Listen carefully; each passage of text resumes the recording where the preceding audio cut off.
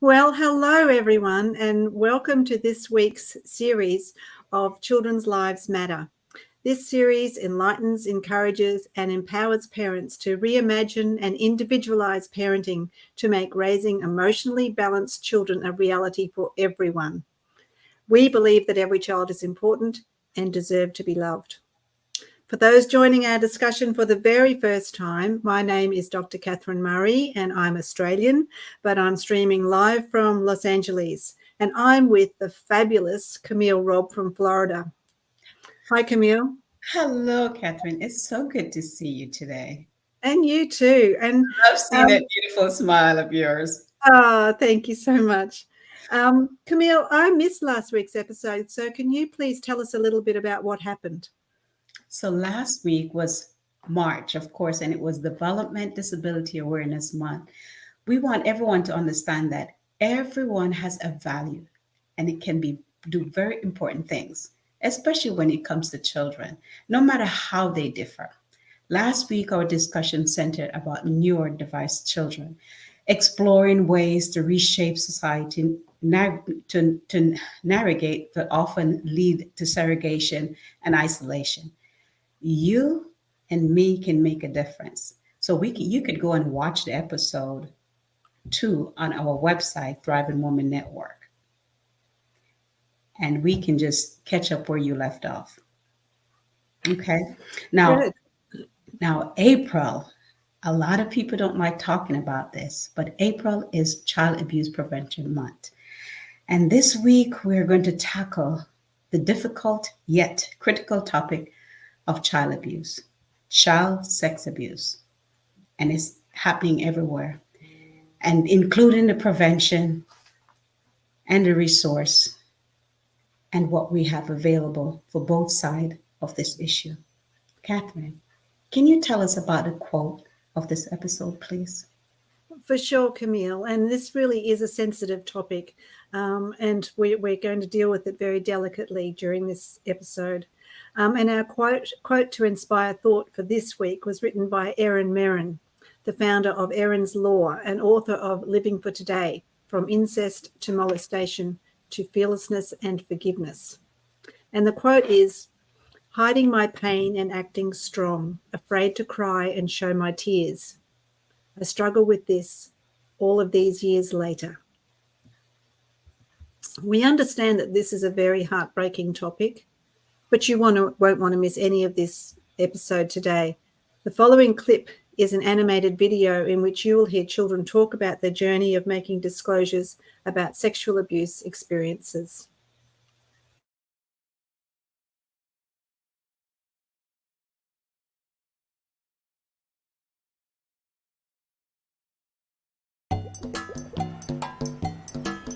We are children and young people from the Making Noise project. And we want to show you what it can feel like for a young person going through this journey. But remember, every young person is different. No one's experience is the same. When you're a child and you're abused, you don't know what's happened and you don't know who you should tell because you're scared and you're confused. For a child, no matter what age, to say the actual thing, attacked, raped, assaulted, abused, it's very hard because you're young. You don't want to know those words. You don't want to tell your mother. You don't want to tell anyone, so you stay quiet about it and you're trapped. Your feelings are trapped inside you and you don't know what to do. It's as if you've locked yourself in a prison. Eventually I did tell my mum, and I was so worried she wouldn't believe me. But she did, and then we went to the GP. This is where the whole journey began, really. Well, after you've told the first person, it gets much easier to tell a second and third. So long as the first person is nice and listens, then you know you don't need to be embarrassed. When I had to go and see the police, I worried that they would tell everybody, and I didn't want the whole world to know. My police officer was funny and he was understanding, but just when you find one you can trust, they suddenly go off the radar. Then you're stuck with the people you feel like you can't talk to. You feel like people are going to judge you. People are going to look at you differently. I had to do the video evidence where they record everything. I don't know if that was more traumatising than the actual abuse I went through. I thought, it's literally like the whole thing's happening again.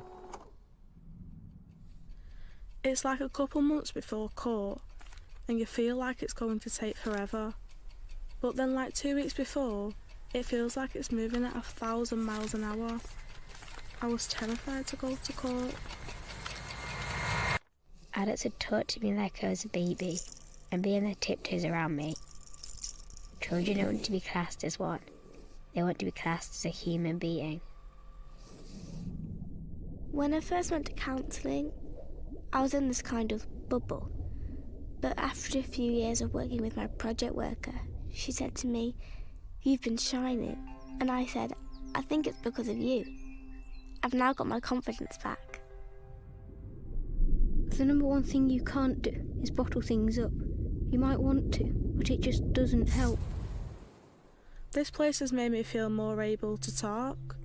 The abuse was not my fault. Because of this place, I know that. Also, I know I'm not the only person who it happens to. I think a year waiting list for support is too long. It shouldn't be any more than 3 months, because after that you give up hope. If I had to give messages to other young people, I would say, speak out, because you're not alone. It's going to be a bit of a bumpy road ahead. There's going to be twists and turns, but make sure they believe in themselves.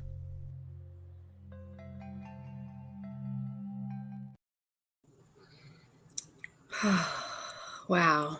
All right. Welcome back, everyone. I'm Jessica Sheehan, and I'm here with one of my co-hosts, Dixie Ann Harris Gordon. And today we are talking about child sex abuse prevention. It is Child Abuse Prevention Month. So that video was pretty intense. Dixie, you have any? I'm still trying to catch my breath. Yeah. You know what stands out for me, Jessica? It's what these children go through. You know, it's hard enough for us as adults to process big emotions. But in these little minds, these little bodies, to be able to figure out how do you begin? I am grateful that this is the month that we can shed light on this and probably bring some of what's in the dark into light. Yes, absolutely. And we're going to talk about some myths. We're going to talk about prevention. We're going to talk about some actionable things in our episode today. So I'm really excited about this. I'm excited that you and I get to be here and discuss this in our segment, Dixie Ann. And you know, this video that we just watched, I think this was made in another country. We'll talk a little bit more about how things are handled in the US and how the process of disclosure looks. But in the video, you can see that there are a lot of different dynamics, different experiences. And for the victims of abuse, the children are often made to feel like it's their fault, that no one will believe them, that adults may be mad at them, that they could think that the abuse will be transferred to another sibling if they tell. There maybe are threats that are made against family members. So there's a lot to this and a lot of experiences that can happen. After a child experiences sexual abuse, it can leave them very upset, confused, understandably. Maybe they could be in complete shock. And so there's a lot of different ways that this can look. Smaller children may not understand what's happened. They may not have the words to talk about it. And so all of these issues make it a lot harder for children to talk to anyone about what has happened. But we need to try to make sure that kids can feel safe to speak up and that they are able to get help without fear of being judged or blamed. And we really want to provide more prevention information in this episode. So with that being said, Dixie, who is our notable person of the week? Well, it's my pleasure to share that our notable person of the week is Miss Oprah Winfrey. Oprah was born into poverty in rural Mississippi to a single teenage mother and later raised in the inner city of Milwaukee. She divulged that she was molested during her childhood and early teenage years and became pregnant at 14, though her son died in infancy. Oprah discussed how she was molested by a cousin, an uncle, and a family friend. After an early start as a co-anchor for the Nashville Evening News at age 19, Oprah quickly rose to be nominated for an Academy Award for her role in the movie The Color Purple in 1985. A year later, the Oprah Winfrey Show premiered in Chicago. During the trauma she experienced, Oprah was determined not to let it define her life. She sought therapy and counseling to address the emotional wounds caused by the abuse. Through hard work, perseverance, and a commitment to self-care, Oprah was able to overcome the effects of her childhood trauma, and she became the successful and influential person she is today. It used to be believed that sexual abuse was perpetrated by strangers. There are many outdated ideas we want to discuss in our episode, and the idea of stranger danger is just one of them. We're going to watch a video now that sheds light on some common parental misconceptions. Oh, we've always taught Lily to be safe and stay out of the road. And bike safety. We talk a lot about helmets. Oh, definitely. She and her friends all know proper bike safety. I've talked to Lily about staying away from strangers since before she could talk. She knows not to go anywhere with people we don't know. We told her to just walk away from strangers if she's ever uncomfortable. Hey girls, you know what time it is? Weird. Sex? Well, the school has a maturation program for that. Hi, sweetie. Hey, Mom. Hey, Dad. Hi. Hi, Mia. Hi. She's only 12. We can have more conversations later when she's older and actually starts dating. Exactly. Wait, he's in high school? Did he just send you a photo? Yeah, he's so hot. Wait, why did he send me all these eggplant emojis?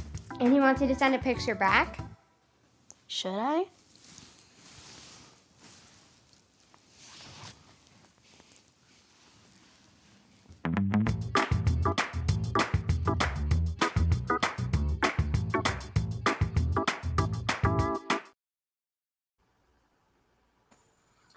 These conversations are key.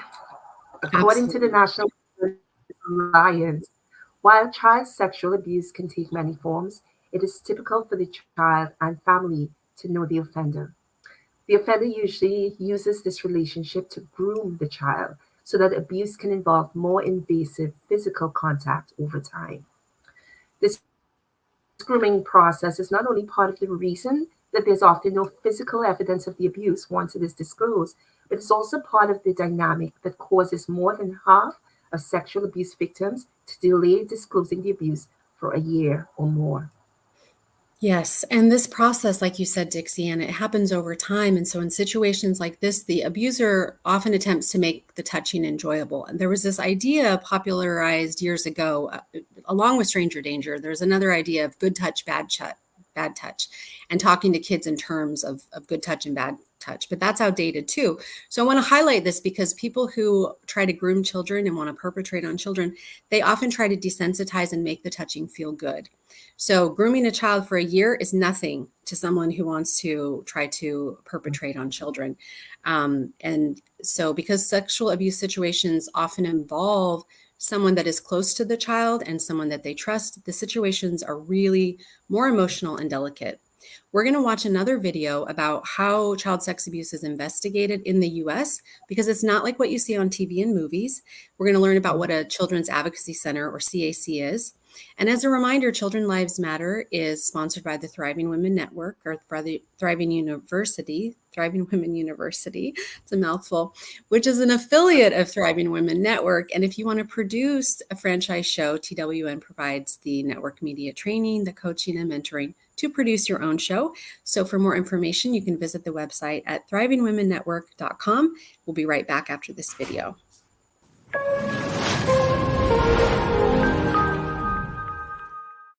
A Children's Advocacy Center, or CAC, provides support to victims of child abuse. Without a CAC, an abused child may have to tell their story over and over again in settings that may be scary or where kids may think that they're in trouble. Then, families have to search around for the services their children need, all on their own. But in a CAC, a child tells their story to a trained interviewer who makes the process gentle on the child and finds the facts which are crucial to the child's case. Then, a community of professionals in medicine, law enforcement and child protective services, prosecution, victim advocacy, and other heroes work through the CAC to decide the best way to help the child. And CACs provide science-backed mental health care that heals kids from trauma and helps them reclaim their futures. This community of caring professionals rallies around the child so children have everything they need, all in one place, at the CAC. To find your local CAC or to sign up for updates, visit nationalchildren'salliance.org.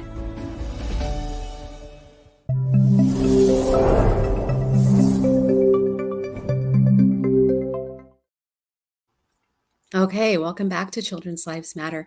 So as a former forensic interviewer, I worked at a CAC Dixie-Ann, and I've conducted well over 500 interviews into child abuse concerns. So I've personally witnessed how difficult child abuse can be on hundreds and hundreds of children and their families. And I wanted to underscore a few components of the CAC video that we just watched. One is that a child's disclosure is recorded so that it may be used for investigations and also in court cases.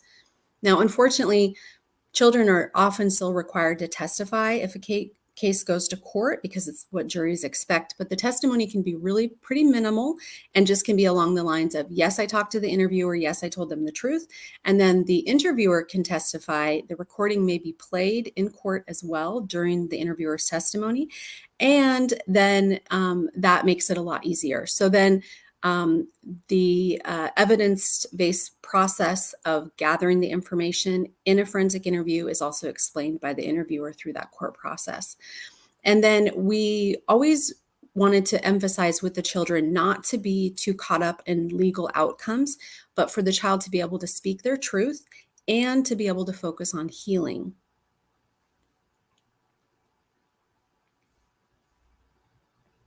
Now, with the process of a disclosure, what we want to talk about now is how parents can help to prevent their child becoming a victim of child sexual abuse. And this is a really simple concept, but it can be really difficult. So I'm going to explain it. And the first thing that we want to talk about is checking your shame. So if you have issues about sexuality or you've experienced any sex abuse, we want you to seek support. It's really important that you do your own healing to be able to raise children with strong boundaries. There's a book that we gave out at the CAC and recommended to parents, and it shows adults and children, and it shows private parts. And it really gets into the idea of using the anatomical names for private parts. So this is the book that we would recommend and that we would give out. And it's called A Very Touching Book. And it shows all of these adults, children, naked bodies in cartoons, and it talks about the words penis, vagina. We need to be able to use the anatomical words for private parts with our children, because this is something that makes children much more so it's more likely to not be abused. Because offenders, when they come across children that are using the proper anatomical names, they know that people are having conversations with these kids. We want to use the anatomical names and make sure that they're using penis and vagina to describe their private parts. So we are going to watch a short clip about speaking frankly with kids when any kind of conversations around these topics are brought up. And so we'll be right back.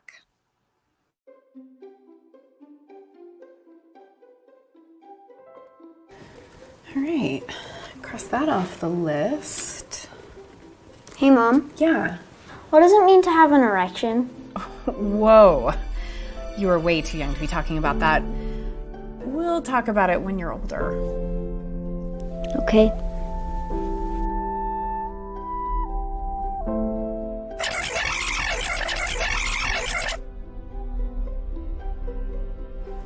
All right.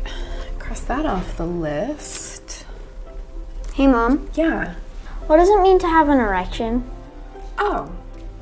Okay. Well, that's a really good question. Have we ever talked about that before? No. All right. Well, an erection is when the blood vessels to the penis fill and it makes it firm rather than limp. Where did you hear that word? Some guy made a joke about it during swim team. All right. Well, you know what? You're going to hear words that you might not understand, and you can always come to me and ask. Like, I'm always here for all of your questions. Okay? Okay. So we really need to get comfortable with these topics. And if we aren't, we need to figure out why, because this is so, so important. And I want to welcome one of my other co-hosts, Dr. Catherine Murray, back with us here. So as we go through this information, we're going to talk a little bit more about these topics. So sex offenders love shame. They love that we are too uncomfortable to talk about these things. They love that we are embarrassed. They love that adults, they use hushed voices and they want to make up names for private parts. And that is something that we need to stop doing. So we don't want to be so uncomfortable. Offenders are sneaky and they're patient, and they will also use common words to describe private parts. They can use popular words. So they may tell a child that their private part is called a Pikachu. And so then the child goes to school and says, the neighbor wanted to play with my Pikachu, and nobody knows that something's going wrong. Or a child may go to school and say, my stepdad was eating my cookie, and nobody realizes what's going on. So these are issues that are really, really important, and they play out in a lot of ways and a lot of dynamics. So using the anatomical names penis, vagina is one way that we can get through to our children that these are just body parts. They're a natural part of life. We cover them because they're special, not because they're dirty or gross or bad or anything else like that. We don't want it to be negative, and we don't want to introduce shame. We also want children to have sovereignty over their own bodies. And so we want them to know that they don't have to give affection to adults that they don't choose to. So forced affection is making a child sit on someone's lap, making a child give a kiss, give a hug, even to grandparents, aunts, uncles, anyone. They need to have sovereignty over their own body and to not have to do this forced affection. So avoiding these topics will help our children to be victims. So we need to confront these topics, and we need to be really clear and really comfortable. Yeah, and you know, Jessica, this is a really hard discussion to have. I have 4 children, and I've had these discussions with my children when they were much younger. They're all adults now, but it's a really hard discussion to have. And we must know as parents, though, that we can strengthen our child's resolve, or we can help to prevent this type of abuse if we do have these conversations with them. Yes, absolutely. And so you've done the potty training thing, right, Catherine? And I'm sure you've had, the excitement over the toilet training, and okay, you had to poop. That's great. You told me you had to poop. So have you had those kind of experiences where you've gone through that process with your children? Oh, for sure, with 4 children, and they were all born within 5 years of each other. So there was always someone potty training. And we were really open about the potty training, and we used to talk about the poop and the pee, and we'd sort of go, yeah, you sat on the potty, good for you, when that happened, because it's a training process. And it makes sense that this is the kind of frankness and attitude that we need to bring to our children when we're talking about our private parts. And I totally agree with you. We need to use the correct terminology, not these little silly fancy names that people seem to become wedded to. Using the correct names for the private parts is so important. And private parts are special.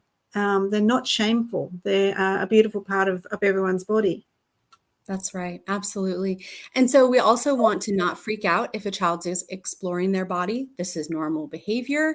So instead of making it shameful, we need to encourage the child to explore their body privately. We want to reinforce the boundaries. No one else should be touching their private parts for any reason, and they should always tell someone if anyone tries to. Right. And it's really important for us to continue to have the open dialogue with the children at their level of understanding. So, of course, you wouldn't be talking about complex things to a 2-year-old. So, developmentally appropriate conversations, but be very open and frank, as we saw in that video, the second clip of the video that we just watched. But how can parents support their children when a trusted adult or anyone has sexually abused them, Jessica? I know you have experience in this area. Yeah. So If a child discloses abuse, we really want to just listen to them and don't jump to any conclusions. Don't ask a lot of questions. Don't become visibly upset. I know this is easier said than done. It will probably be one of the hardest things you ever have to do, but just breathe and try to maintain that sense of calm for your child. If something has happened to your child, you do not want to further traumatize them by asking a lot of questions or to taint a potential court case. So don't ask leading questions. Investigators have an expression that I used to work with, that nothing ruins a court case faster than a ticked off grandma. So don't get in there and think, I'm going to ask questions. I'm going to record my child. I'm going to get to the bottom of this. I'm going to bring it up in front of grandma and we're going to talk about it again. Please don't do that. I've never seen it go well when a parent tried to record disclosures or ask their kids questions like that. You just need to know who was involved and what kind of body parts or a gist of what happened. And then you want to take steps to keep your child safe, but do not confront the alleged abuser.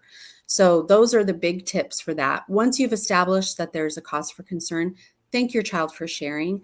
Make the report to the child protection or local law enforcement authorities, whatever's appropriate in your area, and then they will have the child forensically interviews. We always say that disclosure is a process. It's not an event.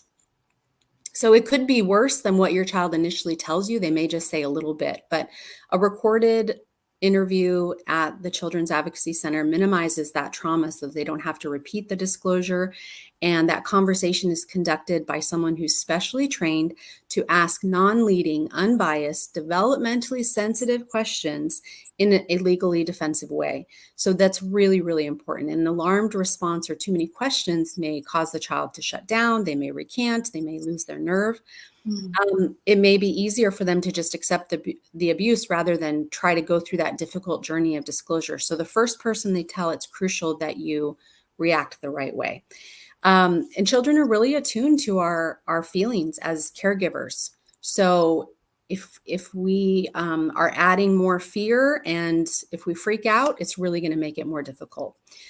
Your response can have a devastating effect on your child. So yeah, that's so true. And, I was a classroom teacher for 25 years, Jessica. And of course, you can imagine over that time, I was faced with these sorts of situations. And it is so important to be calm, non-judgmental, and just accept whatever you're told and then report it as you need to, so that we can get support for the children. After all, it's all about the children, isn't it? Absolutely. So we really appreciate your expertise, Jessica. So thank you. And as a reminder, everyone, Children's Lives Matter is sponsored by Thriving Women University. It's an affiliate of the Thriving Women Network. And if you want to produce a franchise show, TWN provides the media network, training, coaching, and mentoring to produce your franchise show. It's a hard one to say sometimes, isn't it, Jessica? It is. For more information, visit our website, thrivingwomennetwork.com, and we'll be back soon.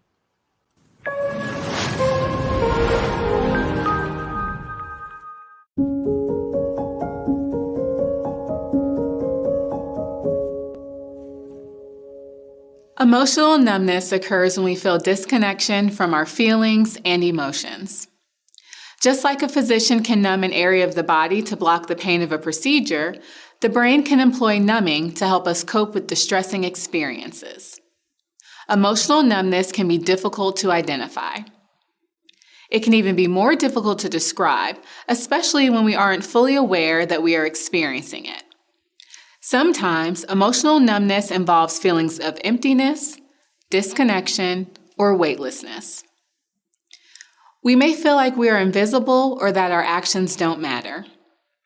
Other times, the world around us may feel distant or artificial, as though everything is happening on a TV screen or behind a pane of glass. Emotional numbness can also make it difficult to focus, to connect with the present, or to take joy in things that have brought us happiness in the past. Many survivors of child sexual abuse experience emotional numbness. This is partly due to the painful feelings and emotions that can be stored in the brain and body for years after the trauma has occurred. When this pain becomes too overwhelming, the brain's solution might be to shut the feelings off altogether. Emotional numbness is, therefore, a very normal response to intense stress.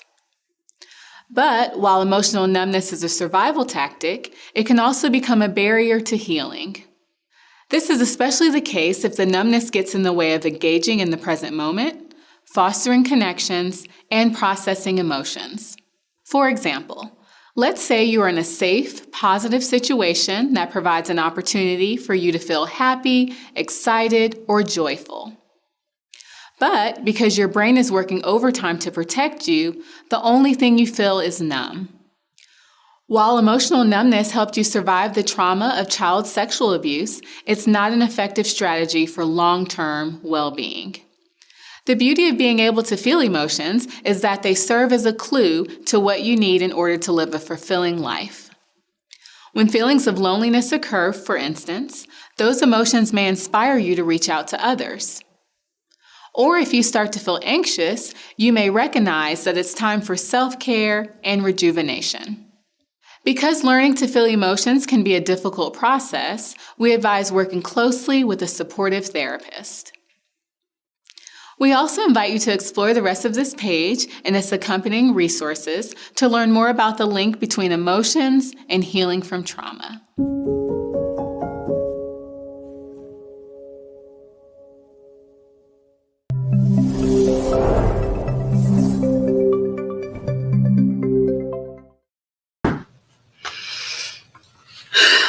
Well, Camille, there's so many trauma triggers for people who have experienced some sort of abuse that we don't even recognize. It could be just something that we say or something that we do or a smell or a memory, and that triggers people's trauma response, which is really something that needs some support and needs some guidance to sort of get past. And that, the idea of just that numbness and that increased level of cortisol to sort of quieten your brain is really important to understand when we're working with children who have experienced some sort of trauma or some sort of abuse. It's a sad thing that we have to even talk about this, isn't it, Camille? Yes, it is. Oh boy. But we have to, because if we don't, it's going to keep continuing.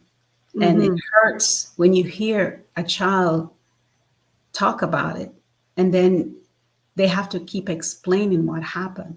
It's very scary because as a grown-up, you can't barely handle it yourself. But welcome back to Children Life Matters. If you're watching, April is Child Abuse Prevention Month. And we're here to talk to parents and their families about keeping their kids from sexual harm. I know it's a tough subject and nobody wants to talk about it, but we'll do our best to explain how to stop this from happening. And if it does happen, in this part of the show, we really, really look into the issue that bring it. And we're going to talk to an expert that can help us learn more. A scary fact shows that 1 out of every 5 child will experience sexual abuse. So, can you imagine before you turn 18, you've been abused? That means over 1 million children in the United States will go through it in just 1 year. This is a tremendous sad, and this show we will pay attention, take the step to stop it, and have a good support system for our children. Mm-hmm. Yeah. We got to protect our children, Catherine. We do.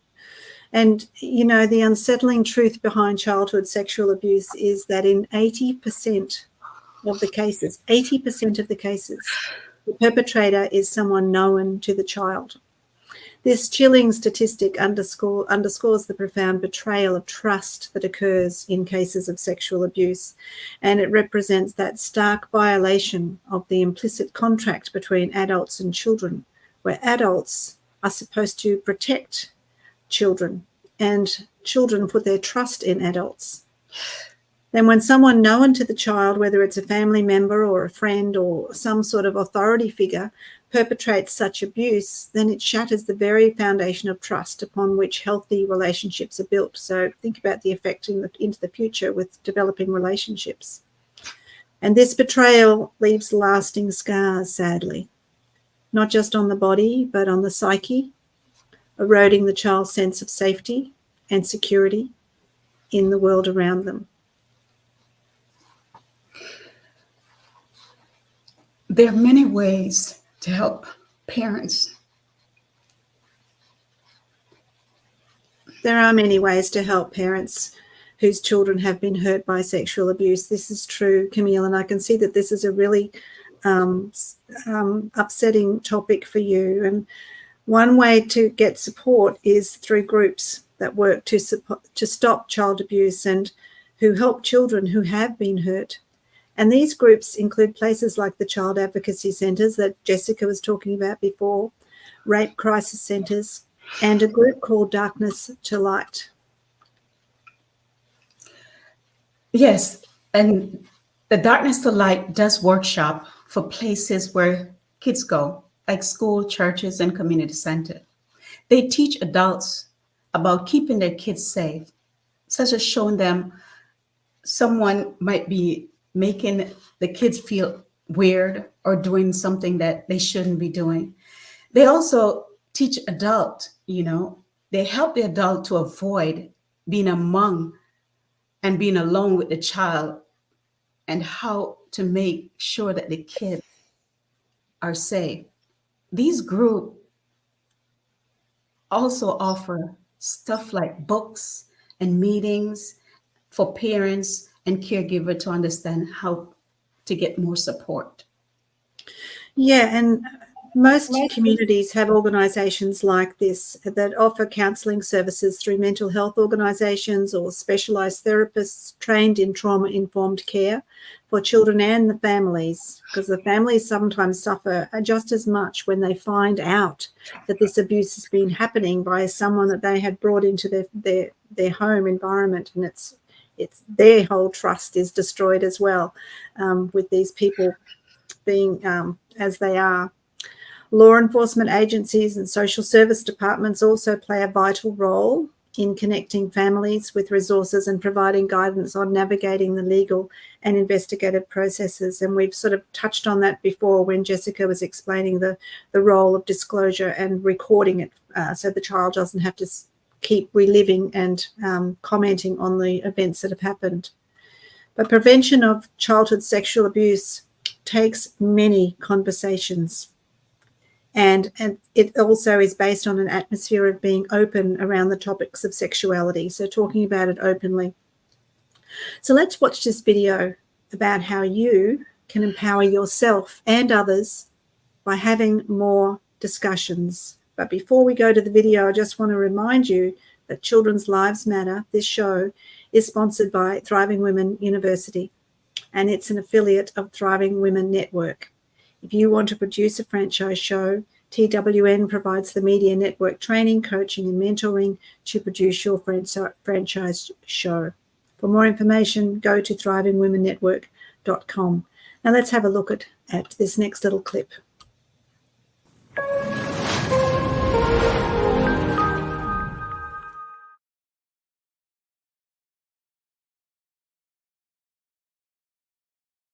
Thank you again so much for being here. I'm really excited to go through this course with you guys and have this discussion and hopefully then empower ourselves and empower our communities and our families. Why are we talking about this? Why should we teach our child about healthy sexuality? Research shows that children who don't know about sexuality are more at risk of being abused. Our goal is also to give them the tools that when they see something like that, it doesn't ruin them.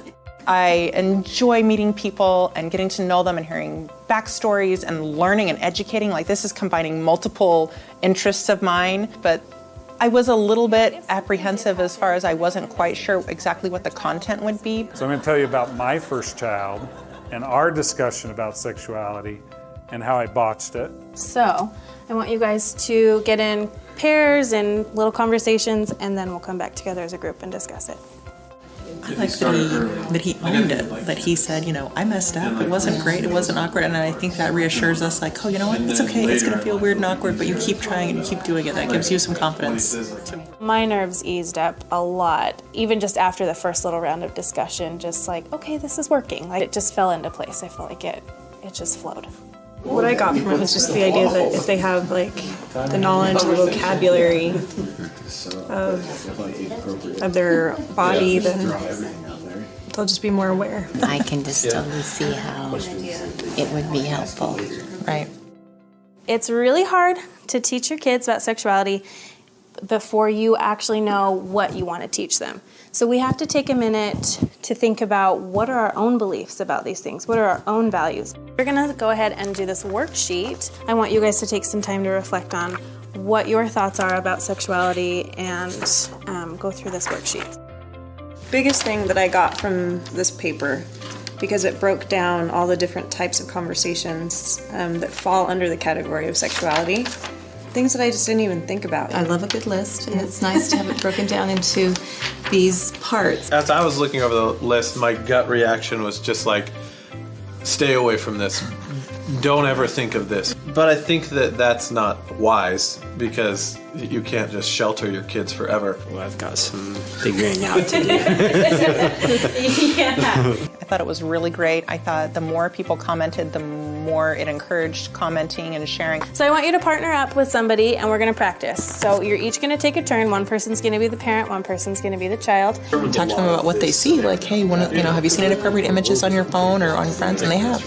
When is it appropriate to talk to your daughter about those things? I feel excited that times are changing, that this is a conversation that's happening a lot more often with people. It's something I feel like I would do anyway, but it's like now there's this societal permission to do so, and it's much more accepted. Sometimes you have to put your child's welfare and well-being before a family member's. The idea that you have to be more careful with girls than you do with boys. I think that it led to misconceptions for sure. Yeah. I just felt really strongly that what we're doing here is life-changing. We are possibly saving kids from being sexually abused. This has been really good discussion. I really appreciate you guys opening up and sharing with the group. If you're thinking about going and sharing this with your neighborhood, with your family, I'd say just do it. Have confidence in yourself. Enlist some help. So I enlisted Annie, who's very social and outgoing and has no problem talking to people and saying, like, come to this, come to this, come to this. I will pester you until you come to this. That's all I have. I just want to say thank you so much for coming. Thank you for being willing to have this conversation. Now that you know better, let's do better.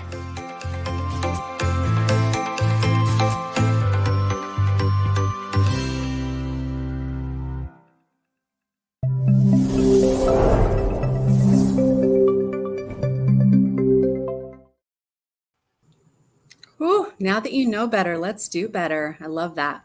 I do too, and that's what we're doing, right? We know better, so we're empowering others to do better. Welcome back to Children's Lives Matter. Today we're delving into the information parents need to have to prevent childhood sexual abuse. As we move into the actionable advice segment of our show, think about how you can impact the world by embracing just a few of these strategies. Right. And so, as we've been discussing today, Dixie Ann, parents need to normalize talking about body parts. Just like we call an elbow, we should be straightforward about our private parts. We're going to put our slides up again here. I'm not going to read them, but we're just going to have them here for you to look at and to get more information.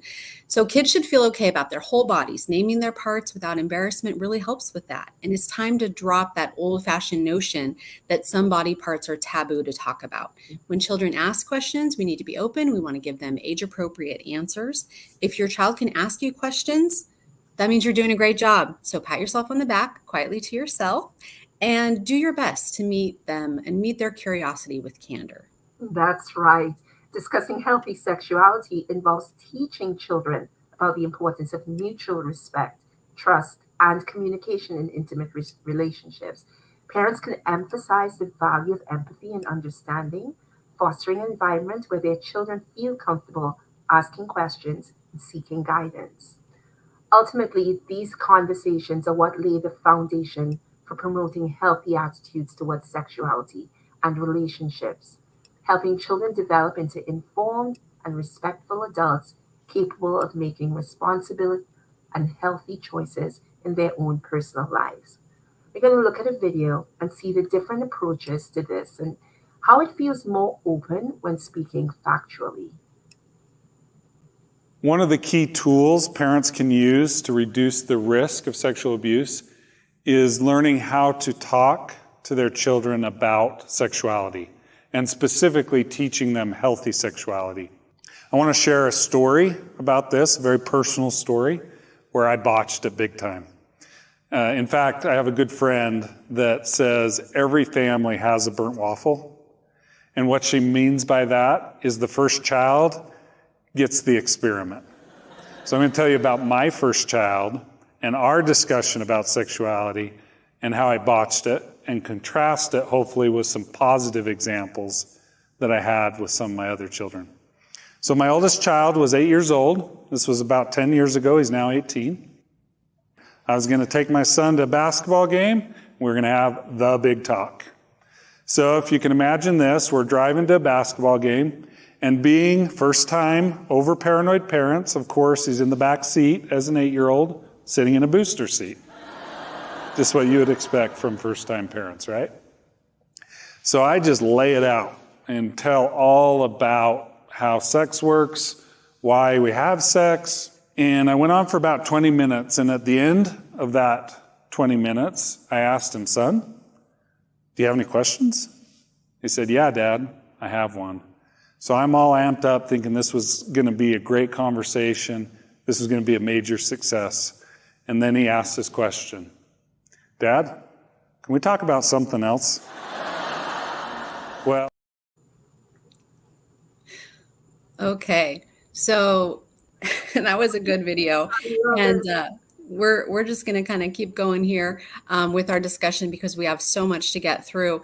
I do just want to say, please keep in mind that it's not just girls who are sexually abused, it's boys too, okay? But conversations will get more complicated as children grow, and parents need to just engage in those open discussions with their children about consent and healthy sexuality, and just be ready for a range of topics, including personal boundaries, respecting the boundaries of others, recognizing signs of consent, knowing how to communicate effectively in relationships, because by addressing these subjects early on, parents are going to equip their children with the knowledge and the skills to navigate relationships in a respectful and responsible way. And we want to really instill that sense of sovereignty with kids over their body so that they understand that they have rights and they have the confidence to assert them whenever necessary. So now, without further ado, I'm honored to introduce our guest, Melissa Osario, author of Hidden Memories and a survivor of child sexual abuse. Melissa, welcome. Thank you for being here with us today. Thank you for having me. We're so glad to have you with us, and we want to get right into it. So you didn't have any knowledge of your abuse until well into your adulthood. How did the after effects of abuse manifest in your life? Yeah, so correct. I did not remember the abuse consciously. However, subconsciously, everything was stored in my body and in my mind. So the effects manifested very much like they will manifest for someone that remembers being abused, except that I had no explanation for it. So it's like I often question, how do you actually heal a wound that you don't know you have? So it was quite distressing. I felt completely disconnected from myself, from everyone. I had completely shut down my feelings. I remember I will look at my hand and I will try to count 5 people that I loved in my life, and I couldn't. I will even question if I loved my mother. That's how disconnected I was from everything around me. I had trouble keeping and starting relationships, especially intimate relationships. So what that did, because I had no memory, was that of the abuse, was that I internalized this connection and these feelings as there is something wrong with me. So you were beating up on yourself, not knowing what the reason was that you had these sort of maladaptive behaviors. And if you could advise parents on one thing, Melissa, to support their sexually abused children, what would it be? Well, the conversation about sex is much more than the mechanics of sex, and parents should understand that. The conversation about sex is what is empowering children to be able to know their boundaries, to be able to understand what is proper behavior and what is not proper behavior. And because often sexual abuse comes sadly from people that are close to the family, it's really important for parents to make the distinction that it doesn't matter who it is. It can be anybody in their circle. They need to understand boundaries and consent. It is such a pleasure to speak with you about this, Melissa. I feel your story would really help parents understand the long-term effects of child sexual abuse. How do you think we can have parents create an environment where children feel safe and comfortable discussing uncomfortable topics such as sexual abuse? Well, first, it's really beautiful to have spaces like these where more awareness is brought up to this. If we think of how our parents were raised, often they didn't get any sex education. So what happens is that it's not fully blaming the parents that don't talk to their children. It's that they don't know how because no one ever talked to them. So it's to be able to have these conversations more openly in the community, for society to remove the stigma away from the difficult conversations, especially with children, and for parents to remove the blame out of themselves for not being able to maybe protect their children because they didn't know what to say. So it's just creating small differences where we speak more openly about it, and then our children will speak to their children. So it's just starting, basically. And that begins a whole different type of cycle. Melissa, what is your mission and how can we support it? Well, I'm fully aware that my childhood was something I didn't deserve. However, I am so grateful for all of it because it allowed me to be in a very unique yet very common position that it is to be a survivor of sexual abuse. And that position allowed me to be able to transmute those experiences into something valuable.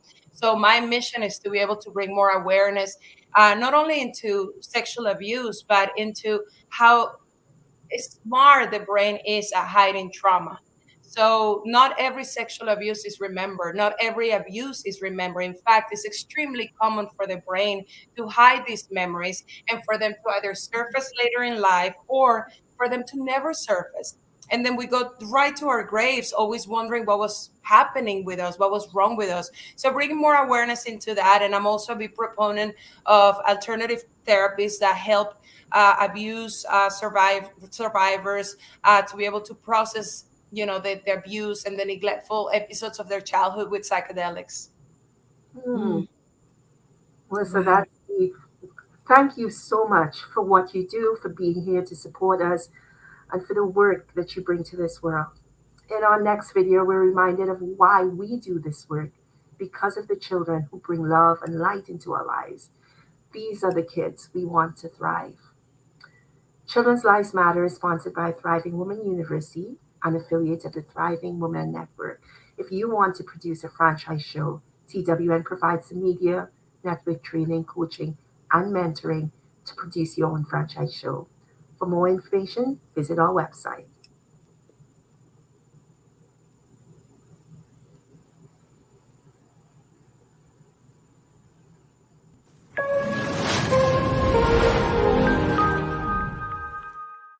Now is time to make the best introduction of the night. You are about to meet Reddy and Jackson. Both boys are absolutely 100% colorblind, and we don't mean in the medical sense.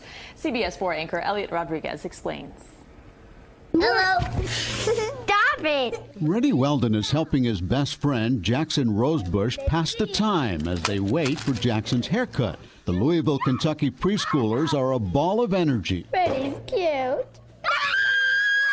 Today, Jackson has a particular cut in mind. How are you getting your hair done today? Like Reddy? And the transformation begins.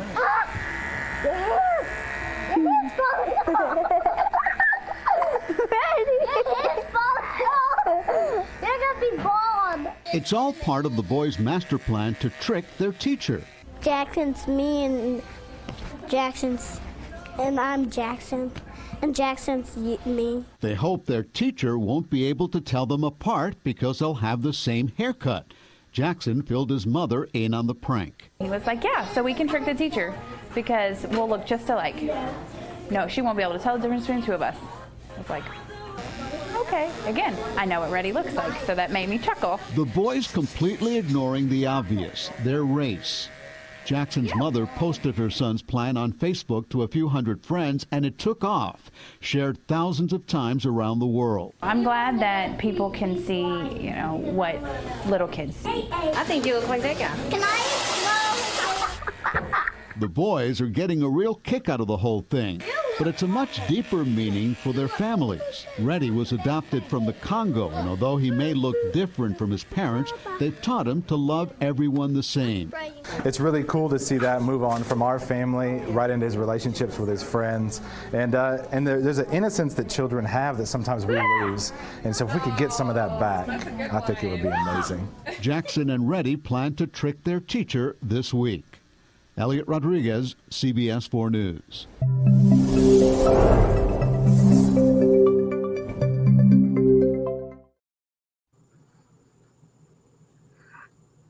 So beautiful. It was really cute. So we have a few more minutes here, and we want to take advantage of our guest being with us, Melissa Osario, the writer of the best-selling book, Hidden Memories. And so, Melissa, can you talk to us about the process of writing your book and what that was like for you? Yes. So when I started to recover the memories of trauma that my brain had hid for my own protection, I went on a quest for healing, knowledge, and understanding. And very early on, I realized that my experiences were not unique, that I wasn't special, that this is something that is incredibly common. And I didn't understand how more knowledge was not out there for all of us, for society, about how the brain hides trauma, about how, you know, these experiences continue to steer our lives, and about any alternative treatments that could help. So I decided to put my experience in writing in what I call a marriage between a memoir and a self-help book, which I have here actually. So it's called Hidden Memories. Discover what's blocking you from life and love. And it works as a mirror for people. It's a very riveting tale and a compelling story, but more than that, it really is working as a mirror to be able to reflect back to people their own lives, so they can question their own behaviors, and so they can identify with any aspects from my story that might also apply to them. That's beautiful. And it's such a needed thing, like you said, to have more conversations, and your own journey and your own story can really help other people, because they can dive into that and they can see for themselves where they may have missing pieces, or they may be able to heal in their own journey through reading about yours. It's very, very important. Thank you, Melissa. Thank you. Melissa, thank you again for being here. If you're tuning into the show, April is Child Abuse Prevention Month, and we are enlightening, encouraging, and empowering parents to teach their children about how to prevent child sexual abuse and how to spot signs of sexual abuse. Yes, and Dixie Ann, today we've learned a lot, and even though we had a few little technical difficulties and glitches today, we really packed in a lot to our show. It was great to have Melissa with us. So just to recap, today, sexual abuse of children is a serious problem with horrifying statistics. Child abuse has lasting effects. And there's a quote that I heard once, I don't know who said it, I apologize, but it's basically, the thing about child abuse is that it is affecting people in their 50s and 60s. It is continuing on and on in our lifetimes. So we learned about how we can be part of the solution in preventing sexual abuse by checking our own feelings about sexuality, about shame, not projecting shame onto our children, being open and comfortable using the correct words, penis, vagina. These are just words. We want to have open dialogue with our children. And it kind of starts with that and adopting that attitude. We also learned about how to respond when a child makes a disclosure, how it's handled, and resources available. And we encourage you all to look into resources that are in your community. There should be a lot going on this month. There is. We want to thank our Prime viewers from around the world and our guest, Melissa Osario, for supporting today's mission to enlighten, encourage, and empower parents to have those conversations with their children about body safety and human sexuality. You can support us by joining our Facebook group, Thriving Women TV, and telling a friend.